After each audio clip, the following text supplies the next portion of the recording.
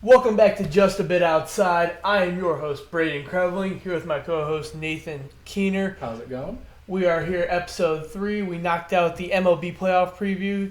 Look at that video if you have not already. It is up on Brayden Creveling's YouTube page, presented by Krev's Corner. And yeah, we're doing this talk show, talking about, all kinds of sports, baseball. We're talking about the NFL Weekly, like we said in our last episode. Go check that one out if you haven't already. We give some killer fantasy predictions. We have our good records. Me and Keener are doing pretty well predicting games week 1 through 4.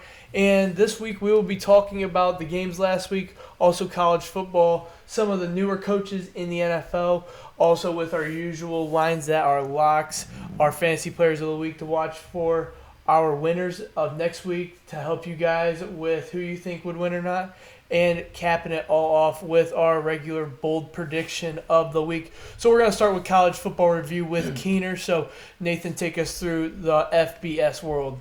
Yep, we had an exciting week of college football last week. Had plenty of big-time games, plenty of top-ranked teams playing each other. And we're going to start off with Arkansas and Georgia. Georgia won that game 37-0, and it was just a complete, absolute bloodbath. They had 273 rushing yards to 275, and that's supposed to be Arkansas' strong suit. Georgia shut that down right out of the way. They had 23 first downs compared to 8 for Arkansas, and just a lot. And hint that Arkansas was a heavy favorite when we talked about the gambling lines and how Arkansas was a 16.5 and started off as an 18.5 point favorite and went down to 16.5. And it looked like the whole public was on Arkansas covering. And me and you talked about it, how we thought Georgia, even though they didn't play an impressive team the week before in Vanderbilt, that they put an ass beating on them, scoring 60-plus points to nothing. So we were heavy on Georgia. We didn't throw anything on it, but we were heavy on Georgia. We watched it kind of fall out as the public chose Arkansas 16.5 points, how that played out. Absolutely. The public started getting on Arkansas late there, and I never really understood it. But when a team like Georgia can have 3 50-yard rushers and James Cook, Zamir White, and even Kenny McIntosh, you're in big trouble.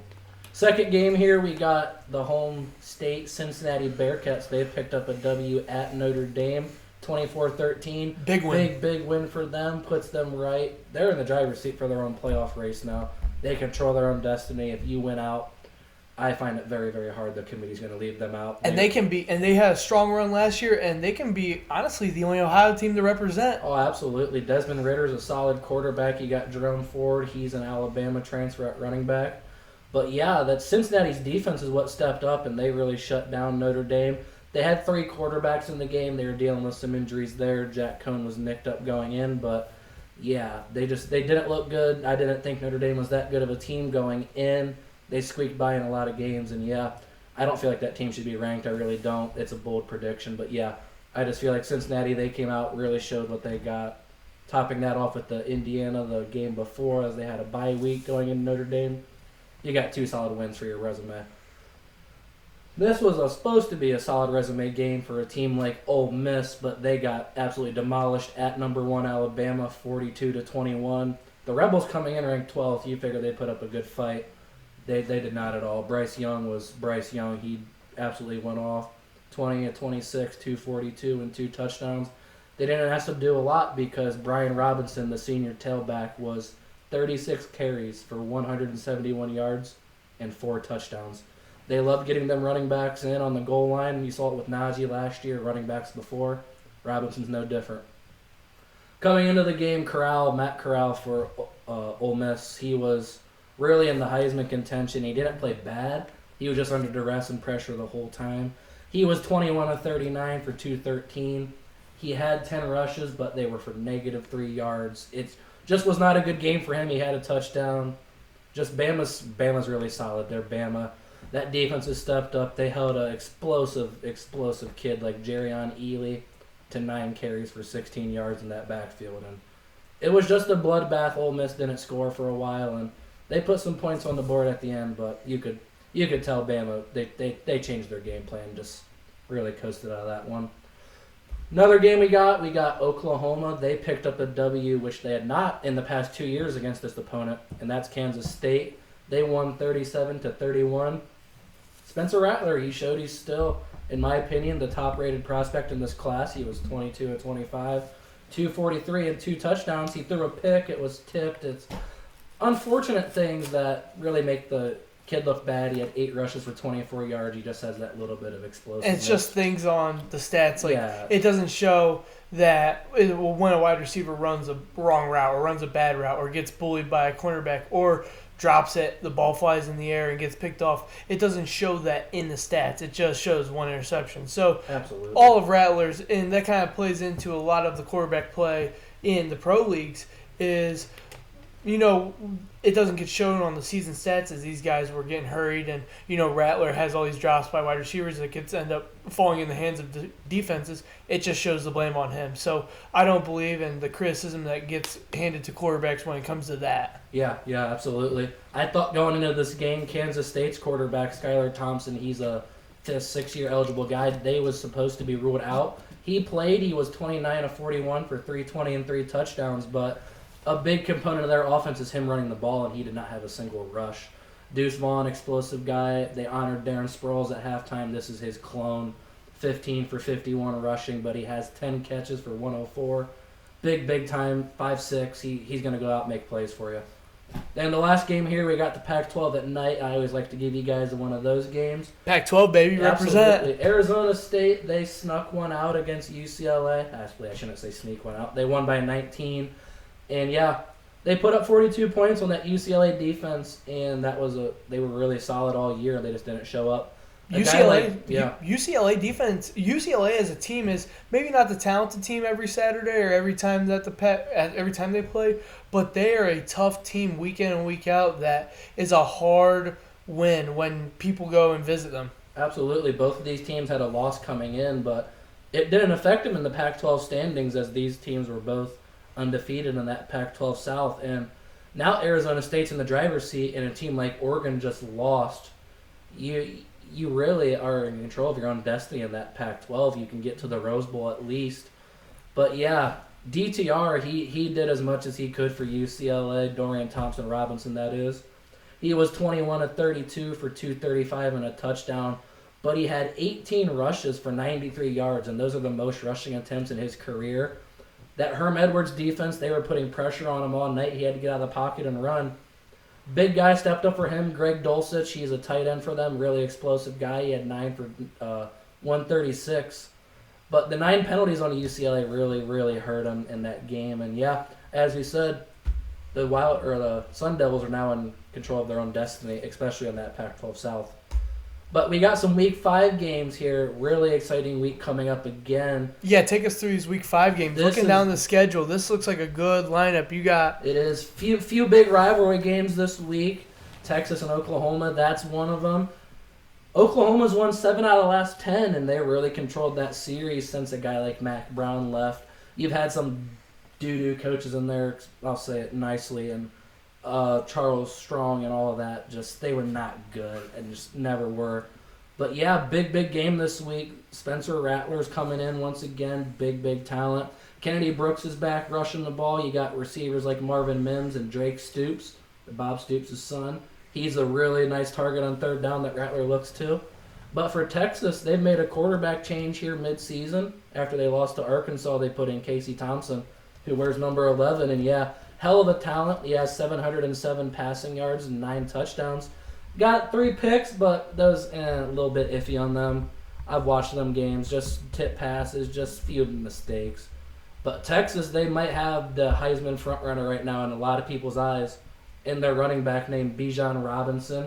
105 carries for 652 yards this year. He's a workhorse. He's got 7 touchdowns. But it's more impressive. He's a dual threat. He gets 10 receptions for 167 and 2 touchdowns. He's a big talent. And on a lot of people's draft boards next year. Not this year because he's only a sophomore. Thankfully, we get him for 1 more year. But yes, big game coming up. And as much as I love Oklahoma, I'm a Texas fan at heart. But this is going to be tough for me. I feel like it's going to be a good game. A lot of high scoring, and I'm excited to watch. Who do you think will win this game? I'd rather not say because I like both sides and it sucks. It's weird because I am a Texas fan, but I love Oklahoma. I always have. They're just a historic program. quarterbacks, coaches. I love watching offense, and you watch them, and you see it every week. Yeah. But if I had to go with my gut, I'm going to go with Oklahoma. They just have the better defense.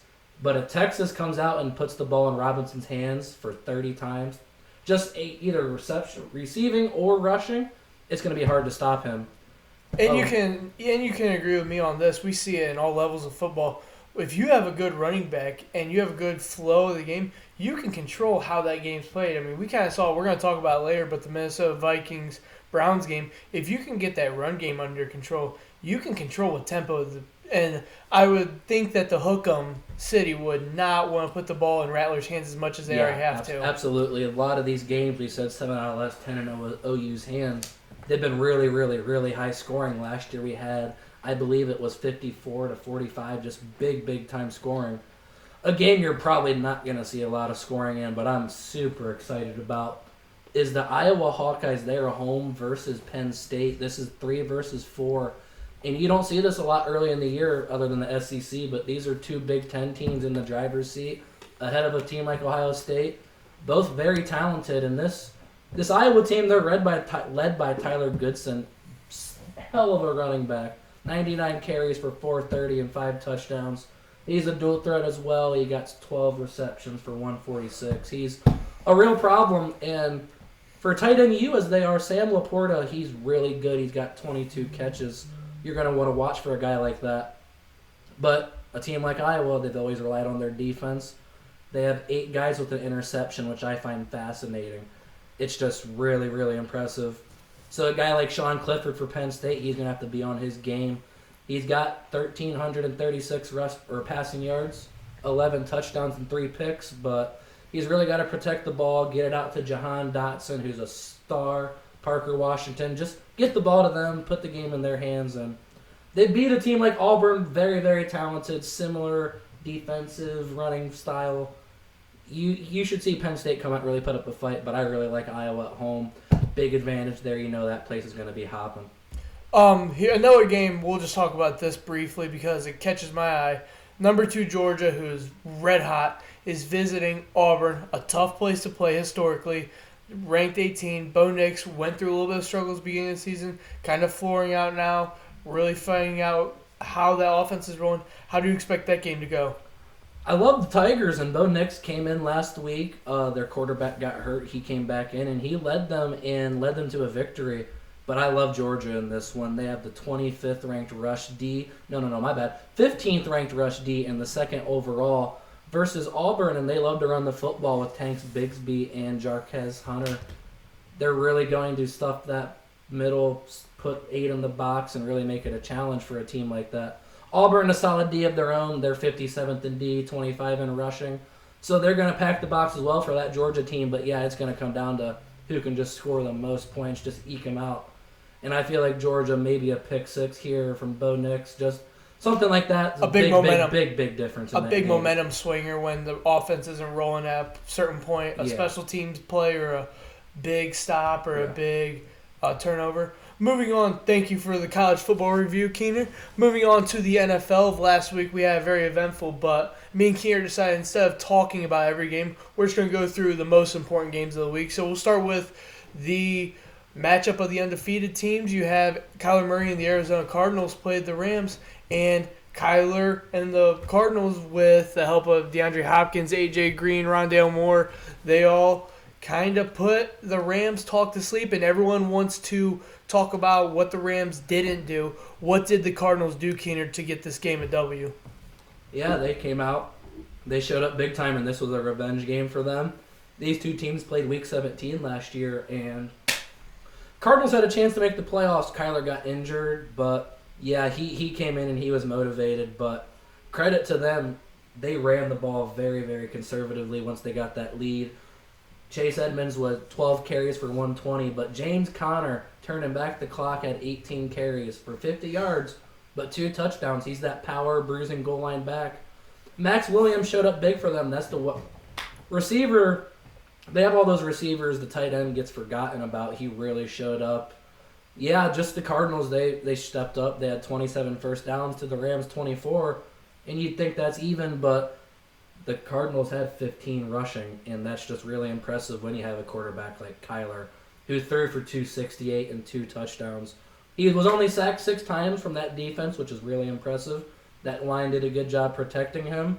But yeah, the Rams, they should have showed up better. Stafford tried his best. He threw for 41 times, 280 yards and 2 touchdowns.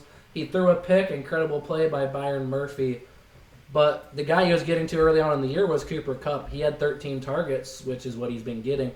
But he only had 5 catches for 64 yards. And when that offense really slows down and they can't run the football as well as they could with an injury like Cam Akers and Henderson being in there, you really rely off Cooper Kupp getting those short yardage, catching runs, and he was not there. So credit to the Cardinals. They showed up, won that game by 17, and it could have been a lot more, but they really coasted at the end.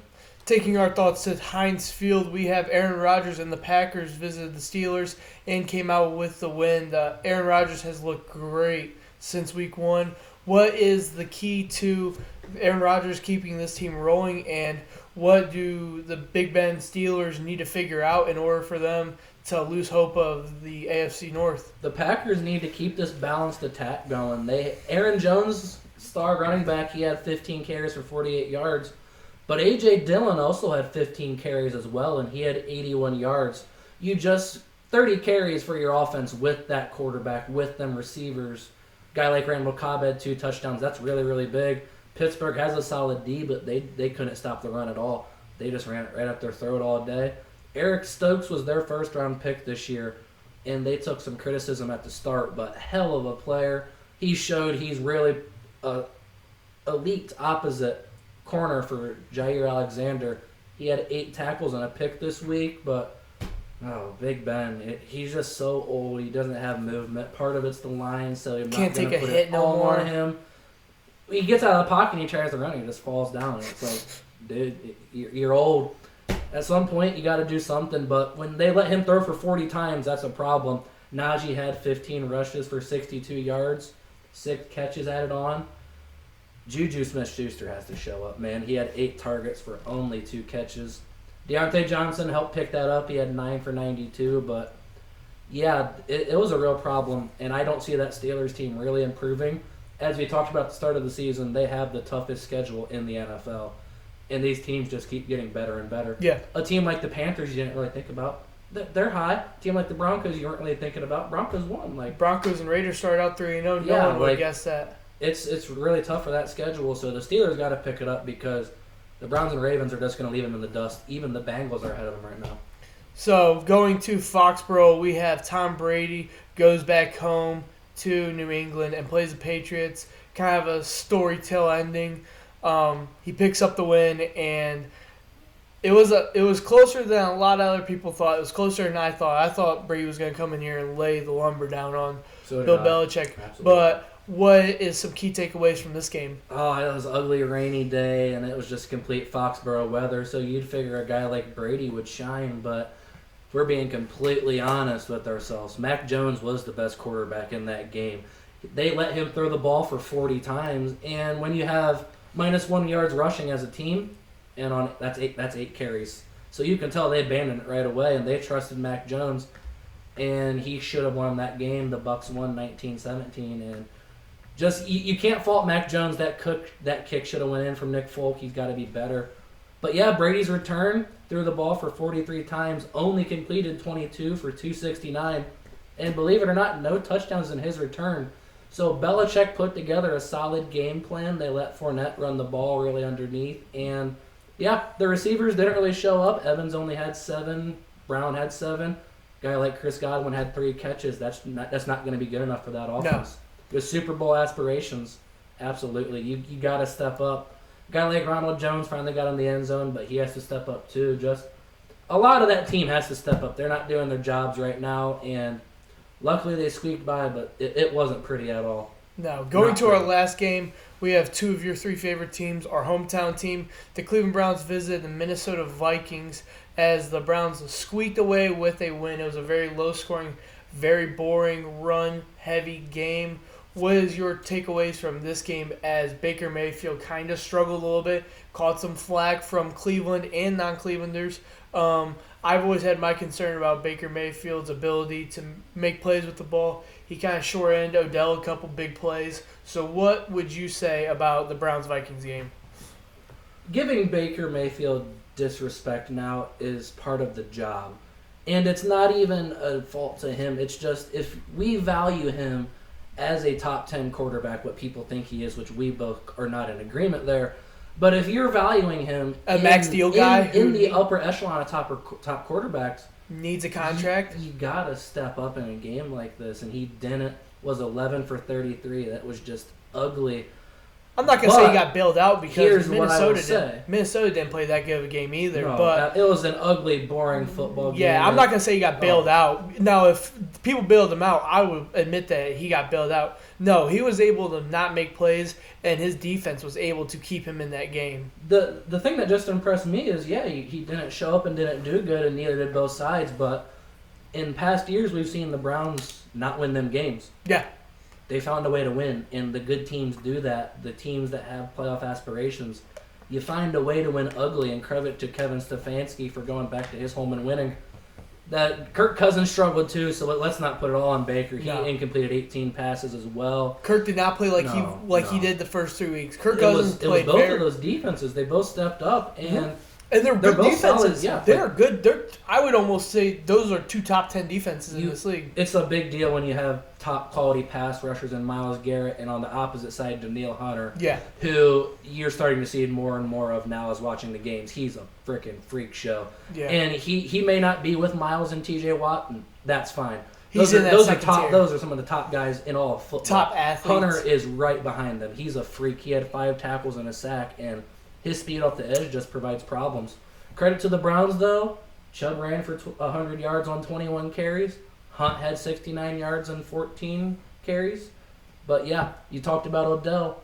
They gotta find that connection. He had 2 catches on 7 targets, 27 yards. Blech. And yeah, he has to step up. And Baker has to find a way to give him the ball. It's the quarterback's job to deliver the ball, and he's not doing it. So credit to him. Credit to the Browns for winning that game, but they got some improving to do as well. Moving on to rookie coaches. Before we get into this, we're going to just address this Urban situation a little bit because we both kind of have that same feeling of it. For people who are blind to the situation, blind of the sports world, blind of the sports world, and only tune in to Just a Bit Outside as your only sports source ever. Urban Meyer got caught at a club following their loss to the Cincinnati Bengals. On a Thursday night, he stayed in the state. He didn't stay, after Thursday night, he didn't stay, or he didn't go back with the team to Jacksonville. He stayed in Ohio, and he got caught in a bar dancing with a younger girl, and he had to make an apology and everything. And I just think that if they were 3-1 or if they were 2-2, this would not be that big of an overreaction. And I think a lot of things with the sports world, when athletes do normal people shit and get publicized in the social media era, it's going to get blown up, and it's everywhere. Absolutely. It's blown out of proportion. I get it. Urban made a mistake. Clearly, neither of us are saying it's right. But we've all made mistakes. It's a shame he's in a Columbus bar where he's supposed to be a legend, and they're putting out pictures on Twitter, and that seems like backstabbing to me from Ohio State fans, first off, man. He won you a national title. You have to do that dude better than that. The girl he danced with or was dancing with was an OSU student. And it's not like she had a problem with it. It's not like it was allegedly any funny business. They were in the bar.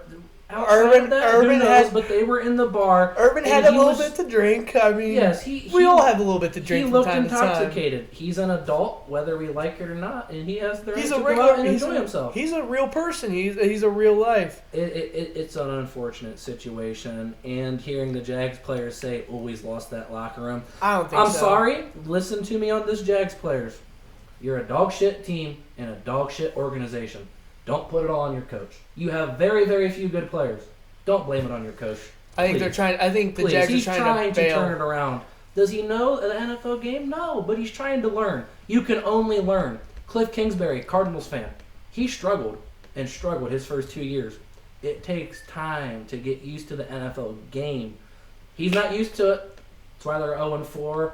But a lot of these coaches, they all have to step up when we're going to get into here. Yeah, we got have seven new coaches, the Jaguars, the Jets, the Lions, the Falcons, the Texans, the Eagles, and the Chargers. So debatably, 6 out of those 7 teams don't really have high hopes and aspirations for this season. No. But give us a brief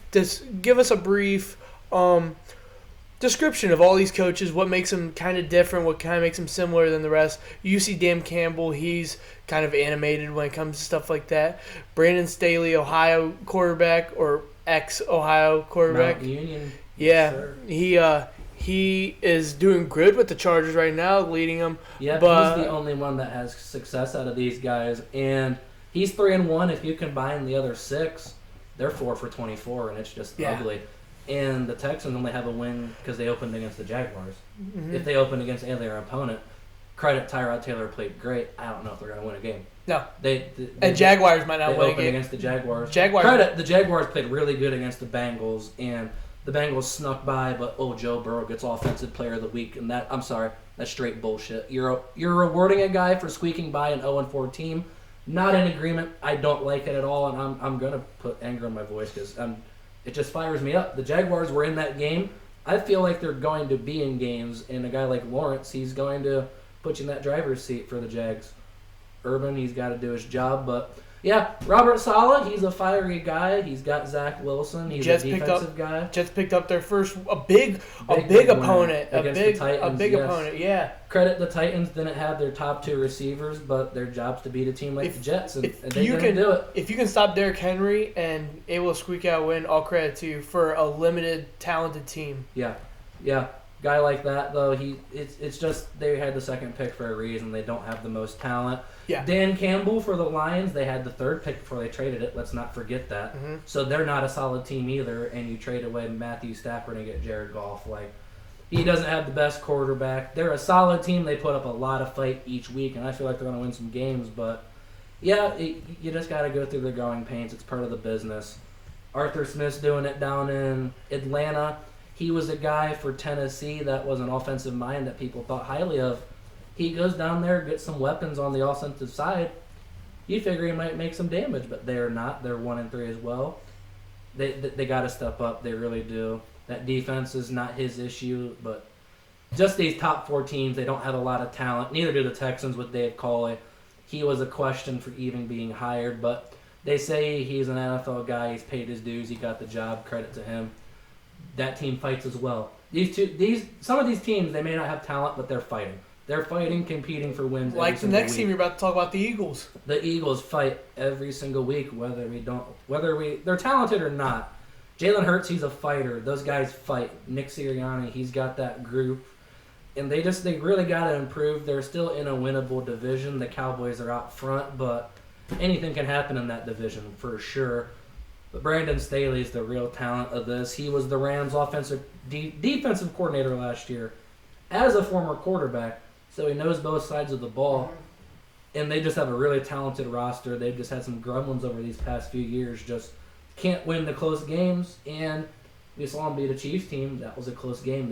They got to get them gremlins out of their system and they're a really talented team. Always have been with LT and Phillip Rivers and that.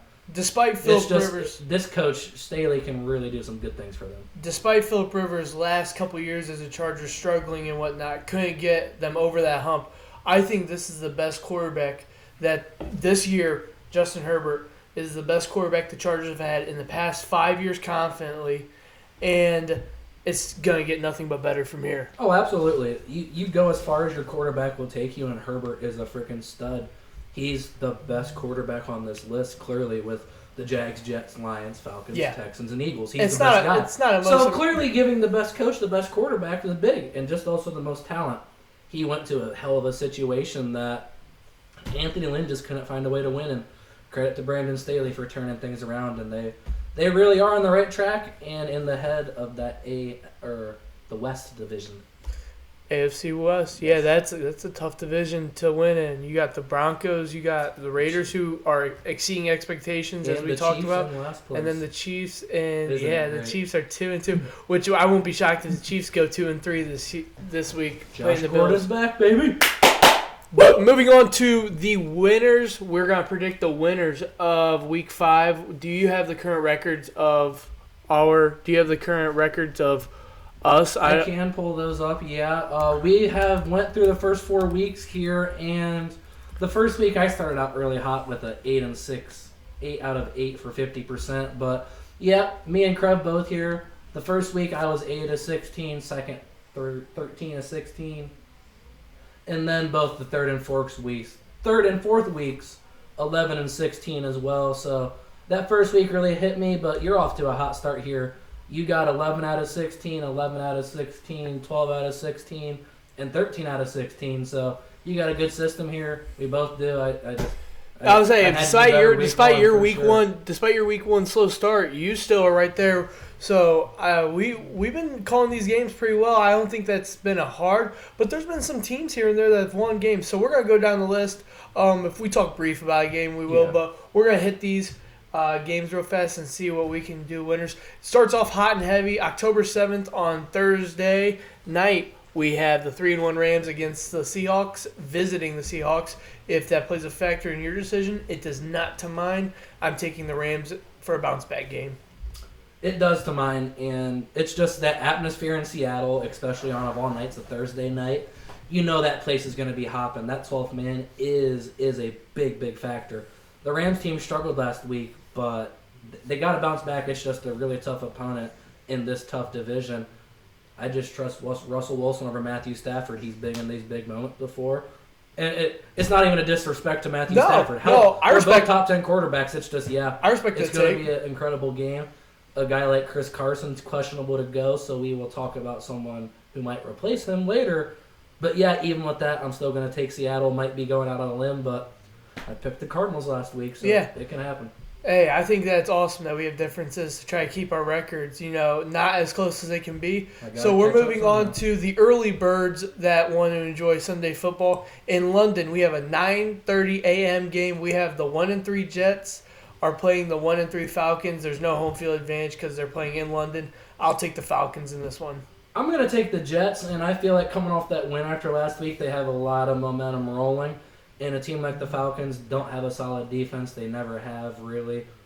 Like I've said before, they have not been able to stop anyone since that Super Bowl. I see Zach Wilson really having a solid game. And, yeah, who would have thought the Jets get back-to-back wins? But I think it's possible. I really do. Next game, we have the Lions at the Vikings. I'll take the Vikings. Yeah, I want to take the Vikings as well. Just really talented team the Lions are just up against. We have the Saints at Washington football team. I'll take the football team. I'm going to take the football team as well. They had a good game against Atlanta last week. Snuck that one out. Taylor Heineke's really shined going up against a tough New Orleans defense. We'll see how it works, but Washington at home, I'm going to take them. We have Bill Belichick and the Patriots visiting the Texans. I'll take the Patriots. I'm going to take the Patriots as well. Not much to say. They're playing the Texans and Davis Mills. If it was Tyrod, a little bit of a different story, but yeah, I'm going to go with Belichick. Dolphins at Buccaneers. Ooh, where's that game at? Dolphins at It's going to be at Tampa. I'm clearly taking Tampa Bay in that one. I just cleared on. Yeah, I'm going to take Tampa Bay in that one. I'll take really Tampa. Much to say there. Tampa Bay, easy.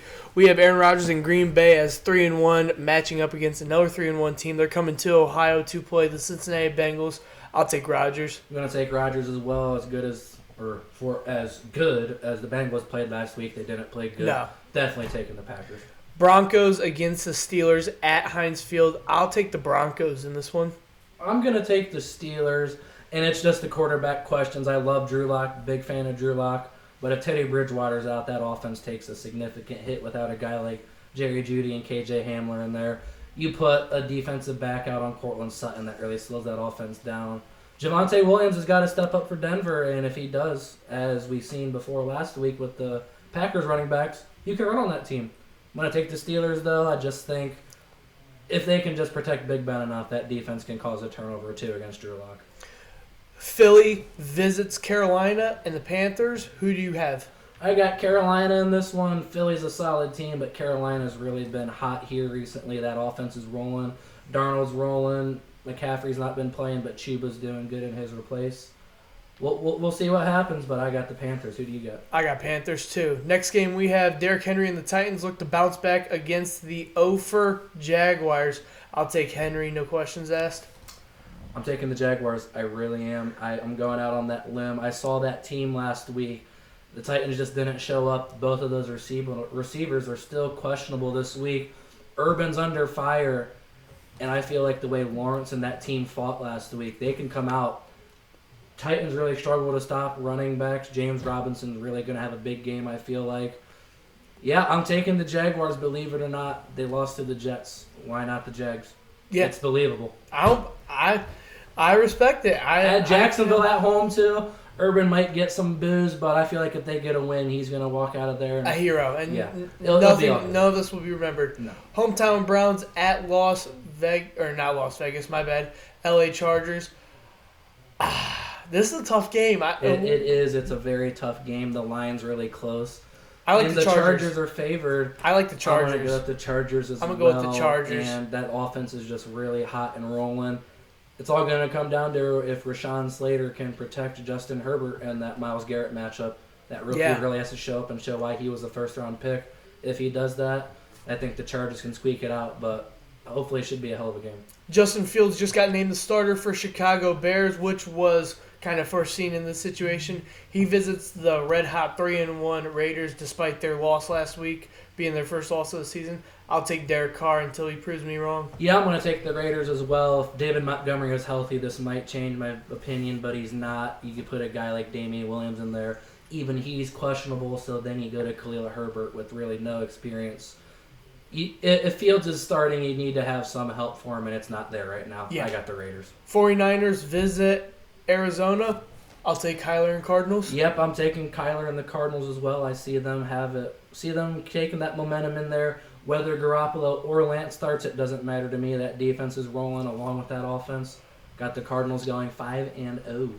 Giants visit the Dallas Cowboys. I'll take Cowboys. Yeah, I'm going to take the Cowboys as well. I just don't think the Giants have enough firepower. One of, if not the game of the week, we have an AFC Championship showdown. We have the 3-1 Bills visit in Chiefs Kingdom, the Kansas City Chiefs. Sunday Night Football. 2-2, Sunday Night Football. Rocking. I'll take the Chiefs in this one. I'm taking the Bills. We got a lot of very different opinions here, and I'm liking it because these standings are going to shake up. But yeah, definitely. Yeah, I got the Bills. Kansas City's defense is making every offense look like Kansas City's. Uh-huh. They just can't stop anyone. You put a guy like Josh Allen out there, they're hot. Diggs is doing really well. Emmanuel Sanders, Gabe Davis, Beasley. Dawson Knox has stepped up this year. That offense is just stacked as you know it. They got a lot to prove after last year, as they thought they should have been in that Super Bowl. Monday night we have two of my favorite teams. We have the Indianapolis Colts, who have been struggling but picked up their first win, visiting Baltimore Ravens. Lamar Jackson, one of my favorite players. I'll take Lamar. I'm going to take the Ravens as well. That home field advantage, a guy like Wentz. He hasn't done great, but part of it's the pressure. I think if the Ravens can get a little bit of pressure with them guys up front, it'll be a big, big game for Baltimore. A guy like Rashad Bateman, he's a rookie. He's number 12. He's making his debut this week, and he was one of my favorite prospects coming out. Love the kid's game. Turn that game on Monday night if you're not doing anything and watch him. Number 12, Rashad Bateman. He's going to make some noise in this league. Yes, he will. So now we move into the lines that are locks of the week. If you don't gamble, you can get off the show for 5 minutes and just skip through. If not, if you do gamble, I would like to think that we're not bad at it. But at time to time, we trip up. Most of the time, we come out 500 on the week. We place a lot of stupid bets. And it ends up biting us in the ass. I play the player props a lot. That's coming back to bite me in the ass. But yeah, we got some good games this week, some really tight lines. But who do you got as your first? So my first, I have the Arizona Cardinals are the 5.5-point favorite against 49ers. I've bet against the 49ers all year, and it hasn't came back to bite me once. I'll do it again. Yeah, I like that line. I like the Cardinals. I'm staying away from that one. There's just certain lines I like to stay away from in a week, but this is not one of them. As I have the Panthers minus 3.5 versus the Eagles. whether you buy a point or not, to take that down to 3, I just feel like that's still really just a small number for that Panthers team against the Eagles team that hasn't shown a lot at home. Carolina, I got them winning that one. Who's your next line? I got the Raiders minus 5.5 versus the Bears. We talked about Montgomery not being there. That line struggled to protect him. The Raiders' pass rush is really iffy. It will either be there or it won't be there. I feel like it'll be there that game. I feel like they know they got a rookie sitting back there. No line, really a young running back. So, yeah, I got the Raiders at minus 5.5 in that one. My second line is the Denver Broncos +1 versus Steelers.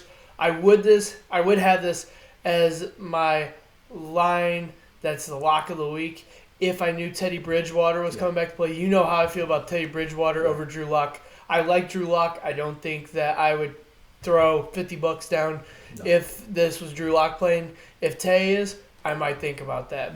I do like this line a lot, and I think that if Teddy Bridgewater comes back and he's healthy, I don't want him to be questionable up until game time. Yeah, he's in concussion protocol. We're here on Wednesday, and he didn't practice today. It's looking iffy, but I think the whole issue is the concussion protocol. How fast can you get through the steps? I don't want him to be cleared an hour before the game. I want him to be cleared Saturday night so they're confident.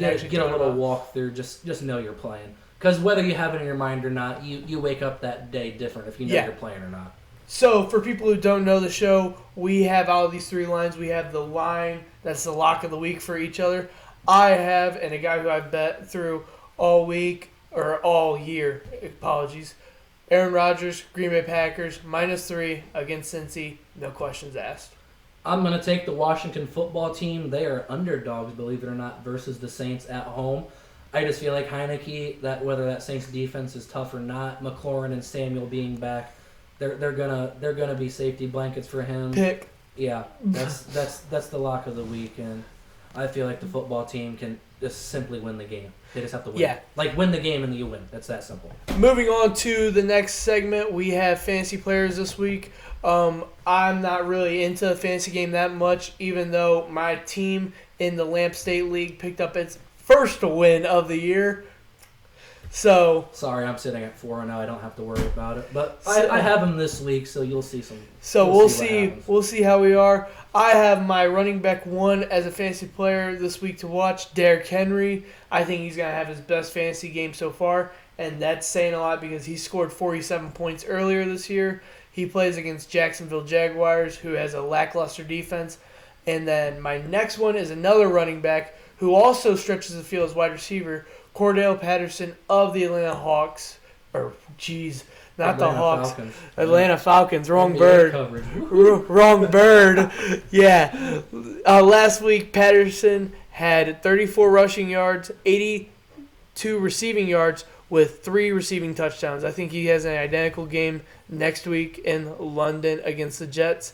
And then I have Buffalo Bills. Emmanuel Sanders gives Josh Allen a good option. I think that the Chiefs are strong when it comes to cornerback 1 and 2. But when you have Emmanuel Sanders, he's going to slide in that slot position.